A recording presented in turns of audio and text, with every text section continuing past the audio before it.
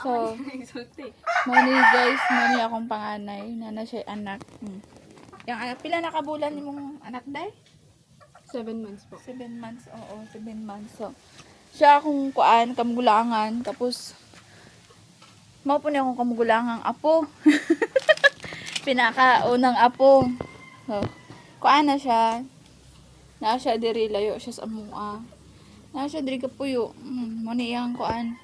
Mura ra siya nas probinsya. Makahunaw-na ra kang mura kag naamis amua ra ana. Na simple ra yang balay diri, libre ra. Ya naminyo siya sayo. Pero okay ra kay mayroong pud iyang bana, kugihan man pud iyang bana. Ang problema lang dito kung sayo naminyo tas gipasagdaan tas bana luoy pud kayo. Hindi kayo okay ra pud iyang bana. First time namong ni ari diri no. Ganina nangadto ng palengke, nakalimutan namo magdrag cellphone. Mani mong gipalit pang snacks namo diri. Yung anak ko kusugay mo ka og tinapay. Oh, paningkamot jud ha. Para bilis mo dako. Facility no. Kauban ako kumbana no. To kabalo mo sa iyang buhaton na niyang manok. Sa gulan niya dabong ay. Palangga ka niyang manok. Giayod niya sipit-sipit. Nga. Kay birthday lagi sa mong kuan. Anak laki.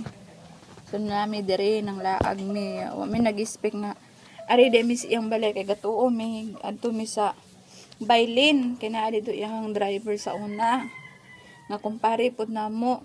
So ni diretso na lang mi diri kay nitawag mi siyang tropa. Kuan man wala daw siya silang balay. Nami diri, ni diretso na lang mi sa kong anak ako siyang gi-contact nga. Mga remi diri kay wala lagi mi katultol. Ya, nasaad pag mi dito sa ano, sa Kahugunoyan. Kahugunoyan. Dili dagan mo siyang kasada diri guys, pero maglibog ka kay subdivision man siya. Wa kabalo asa mo agi kay ang ilahang kada iskinita, wala may street nakalagay kay kuan bali mga lupa pa lang ba, iilan lang yung bahay nakatayo, puro mga mayaman ang nakatayo. So, diri sila ng puyo kay diri gid ako yung bana pod. Bali caretaker yung bana diri sa compound. Manin naami diri. Nasa agmi ni aming gitagbo. Nang naanag mi diri. Ya. Pag abot na mo kay kuan to namalit na lamang mig masud-an nila kay wa milaing pasalubong kay dire-diretso lagi mo ang lakaw mig kabalo. Ano ni naluoy ko ilang kahintang oy dili sayon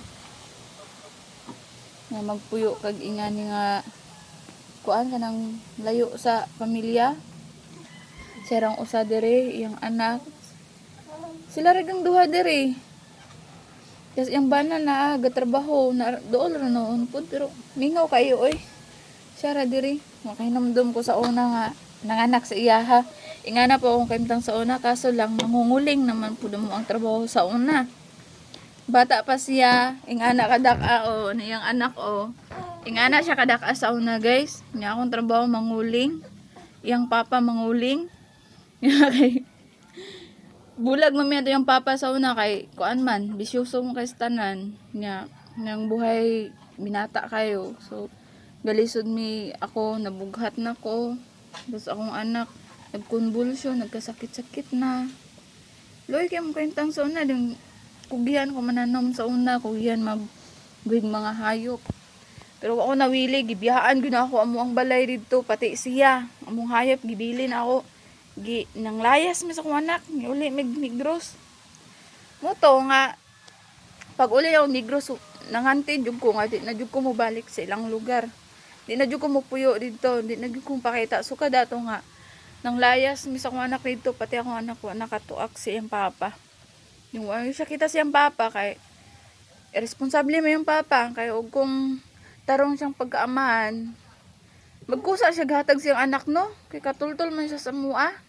Kung interesado po siya, nagkusa siyang pakita siyang anak pero wala na naman siya pamilya, sagdaan na lang namo. Nanghantod ron. Wala siya kuan siyang papa. Siya, gusto siya makita siyang papa. Pero siguro, di ra guro ganahan yung papa sa iya. Ako siyang ginan nga ay nalagpamugos. Saan man. na naman si pamilya. Importante nga. Wala, kabalo ka sa sitwasyon. Kabalo na ka kung sitwasyon. Ay na lang. Maro to. So, Ano, lubat ka na. lubat naman ko. Pauli namin, no? Salamat yun kayo sa story. Naputol, eh. Naghilakan. No, muhilak nga. Nanganti, nagug ko nga. Di ko muhilak pag makinumdum ko sa mga kaagi. Hindi ka. Hi! Bye-bye na. Bye-bye. See you next vlog na lang. Ituloy natin yung kwento namin. Mag-ina. Bye-bye!